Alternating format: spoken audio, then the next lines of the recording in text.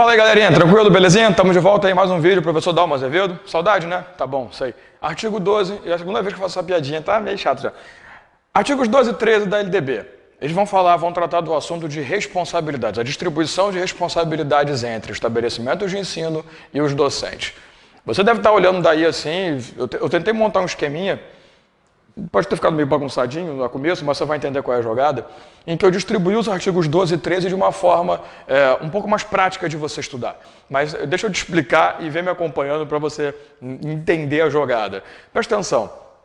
A partir do momento que você estuda distribuição de responsabilidades, é óbvio que as duas entidades mais importantes são o próprio estabelecimento de ensino e o corpo docente, seus professores. O corpo discente são os alunos, eles são importantes na outra ótica. Mas aqui a LDB vai tratar responsabilidades para ambos. O que eu acho interessante é que se você parar para analisar os dois artigos, eles não estão distribuídos exatamente dessa forma, mas eles são meio que paralelos. Então o que eu fiz? Eu coloquei aqui em cima os principais assuntos que eles são muito próximos e que eles acabam trabalhando em conjunto, e aqui embaixo eu coloquei as responsabilidades que são específicas de cada um. Então, ao invés de a gente ficar lendo artigo 12, inciso por inciso, 13, inciso por inciso, nós vamos trabalhar aqui direto na tática, no quadro. Muito fácil, muito tranquilo e bem capaz de cair na sua prova. Provas adoram falar sobre competências, responsabilidades. Então, vamos lá. O estabelecimento de ensino tem como grande competência, como grande responsabilidade, elaborar e executar a proposta pedagógica, o plano pedagógico, os antigos PPPs, né? Graças a Deus, projeto político pedagógico, eles tiraram um P para facilitar o nosso trabalho, estava muito chato, parecia parceria público-privada. Mas olha só que interessante o paralelo. Enquanto a instituição de ensino, quase que não sai, elabora e executa a proposta pedagógica, então ela primeiro senta para elaborar e segundo ela faz com que a proposta funcione, olha o que o docente faz, participa da elaboração da proposta pedagógica. Então é um paralelo interessante. Você tem de um lado a instituição maior que ela vai elaborar e executar, mas essa elaboração não é exclusiva, é a elaboração com participação do corpo docente, até para trazer ideologias, conceitos e intenções interessantes, novas à proposta pedagógica. Beleza? Outra coisa, a função do estabelecimento de ensino é administrar recursos e pessoal. Aqui eu não coloquei nada, que é óbvio, né? O docente não vai participar da administração direta da entidade. A coisa que vale a pena você perceber é a demonstração da autonomia administrativa da entidade.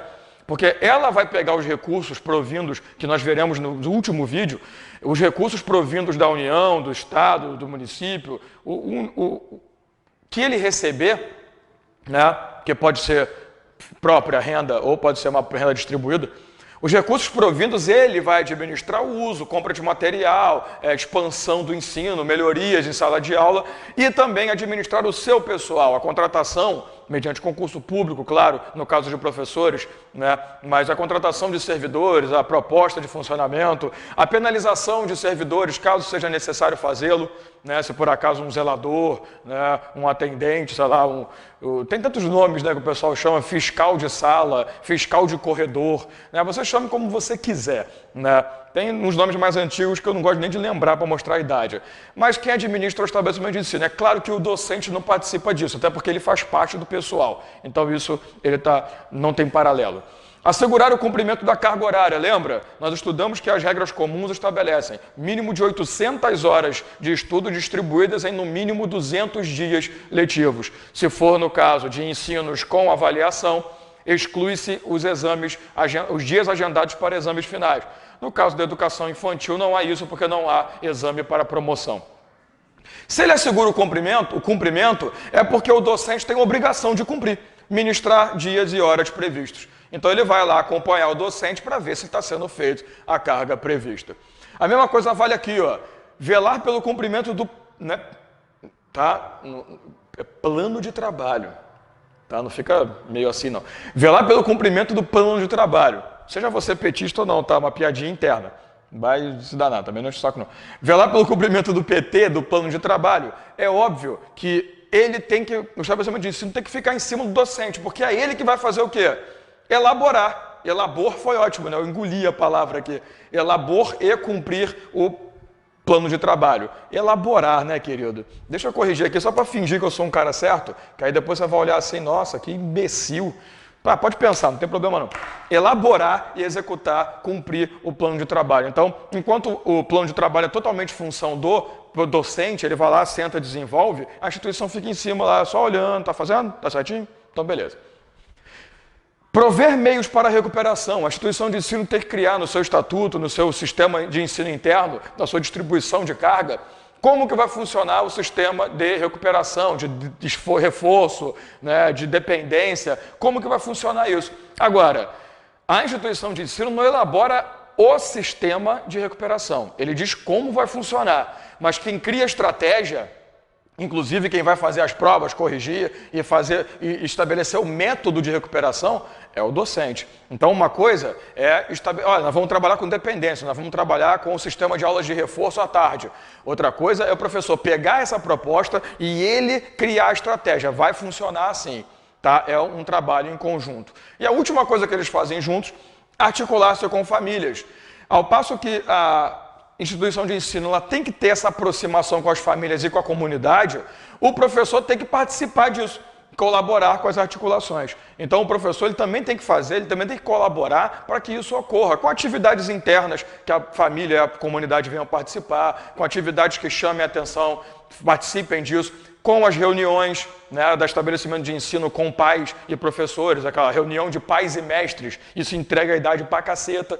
Então, são várias situações em que você tem parceria. Agora, o docente, ele tem um tipo de responsabilidade que é só dele, zelar pela aprendizagem do educando. Claro, né? Ele está em sala de aula, ele é o único que vai poder realmente atentar para esse detalhe.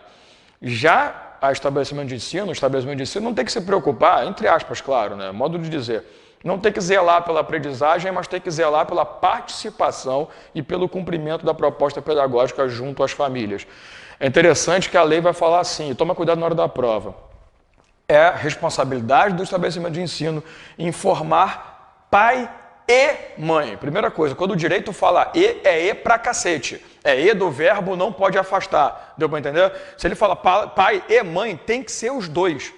Porque olha bem, conviventes ou não. Separados ou juntos, não estou nem aí. Se os pais estão separados, os dois têm que receber. Ah, não, mas a criança está morando com a mãe, então só vou falar com a mãe? Não, tem que falar com a mãe e com o pai. Os dois, apesar da separação, a vida conjugal ter dado certo, blá, blá, blá, blá, blá, blá, a carruagem virou abóbora, a criança não tem nada a ver com isso e o ensino não pode ser afetado.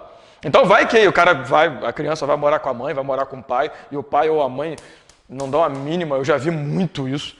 A mãe que não está nem aí para a educação do filho, isso é normal, porque na hora de fazer todo mundo quer, na hora de cuidar ninguém está afim. Né? Isso é impressionante. Mas fazer é bom mesmo. Mas a ideia é que eles têm que saber, porque às vezes se um estiver sendo meio grotesco, eu estou procurando uma palavra que eu não digo filho da, sabe? Eu não quero achar uma palavra escrota assim. Mas se um não estiver zelando carinhosamente pelo seu filho, o outro vai acabar, opa, peraí, tem alguma coisa errada, vamos chamar para conversa. Mesmo que se estapeie na rua, mas pelo menos resolve. Segunda coisa, é a obrigação do estabelecimento de ensino, e esse é um dos que mais pode cair na sua prova, porque pode te confundir. Notificar o Conselho Tutelar do município, o juiz e o Ministério Público quando o aluno, o educando, tiver um número de faltas acima de 50% do previsto como faltas aceitas. Presta atenção nesses 50% aqui. Eu deixei o cantinho aqui do lado exatamente para te mostrar isso. Lembra? A regra comum da educação estabelece que o cara tem que ter, no mínimo, 75% de frequência escolar. No caso, lembre-se da educação infantil, necessariamente, é de 60%. Mas vamos ficar nesses 75% para você entender bem. Se eu digo mínimo de 75% de frequência, eu digo que ele não pode ter mais do que 25% de faltas. Então vamos fazer uma jogadinha meio trouxa aqui. 25% de carga horária, 25% de carga horária, só para você entender uma coisa, para você enxergar isso bem. Eu estou dizendo para você que é obrigatório que esse infeliz ele esteja frequente, eu adoro como usar esses termos, por isso que eu não tenho filho, tá vendo? Deus não permite. Quando ele tem a frequência de pelo menos 75%, então ele tem que completar pelo menos 3 quadrantes desse trabalho aqui. Se ele tiver faltas dentro de 25%, nós entendemos que isso pode atrapalhar o aprendizado, mas isso não é motivo para punição. tá? Não é motivo para gerar uma penalidade. Porém, aqui que está a jogada. A lei diz que, a partir do momento que esse educando ele sofre mais de 50% do previsto como faltas aceitas, aí como é que uma pessoa normal vai entender? Se ele vier 25 e no meio do estudo ele começa a desenvolver faltas que cheguem a 60%, então ele já tem mais de 50%, eu tenho que notificar. Não. O que você tem que entender é que não é nesse ponto dos 60% que eu tenho que falar, porque ele fala mais de 50% de falta do previsto em lei, o que seria especificamente 12,5% das ausências aceitas. Então, a partir do momento que ele chega, você tem um número específico, vamos dizer que são 200 aulas por ano, 50 faltas. Quando ele chegar a 25 faltas, ele já pode ser reprovado e penalizado? Não, porque 25 faltas equivale a 62,5%. Ainda tem possibilidade de recuperar isso. Eu estou fazendo isso para baixo, tá? O certo seria até fazer isso para cima, que seria 87,5%, melhor dizendo, né? Para ficar mais fácil de visualizar. De presença. Tá ótimo, não vai ser reprovado, ele ainda está na lista, ainda está na possibilidade. Porém, esse daqui refere-se a 25% de falta já que ele não pode ter. Então, eu posso jogar para baixo o pensamento e ver, opa, tá errado. Até os 12,5 está tranquilo. Depois, na mesma hora, eu notifico todo mundo. Olha, o cara está faltando muito. Ele está em vias de chegar aos 50%, aos 25%, desculpa, previstos na lei como possíveis e acabar sendo reprovado por falta. Vamos tomar uma atitude. Você entendeu a jogada? Toma cuidado que a leitura nos leva a entender que os 50% referem-se a esse momento aqui. E não é. Os 50% são referentes às faltas previstas. Então, na verdade, seria 50% de 25%. Deu para entender, né? Eu espero que sim. Mas entenda essa jogada aqui, tá? Não é que ele já está reprovado, claro que não, mas nós estamos entendendo que a possibilidade de reprovação por falta é muito grande. Então a gente notifica Conselho Tutelar do município, o juiz, que estiver especificamente voltado para isso, e o Ministério Público para que eles façam alguma coisa e possam desenvolver algo para descobrir por que de tantas faltas. Tá beleza? Isso, claro, que vai incluir o papo dos 60% aqui da educação infantil, você faz o cálculo em cima disso também. 40%, então 20% de falta já notifica. Tá tranquilo, meu povo? Então é isso, quando você fala em responsabilidades, a distribuição simples é essa. É bem prático, né? Melhor do que ficar lendo a lei. Então, até o próximo vídeo, um abraço.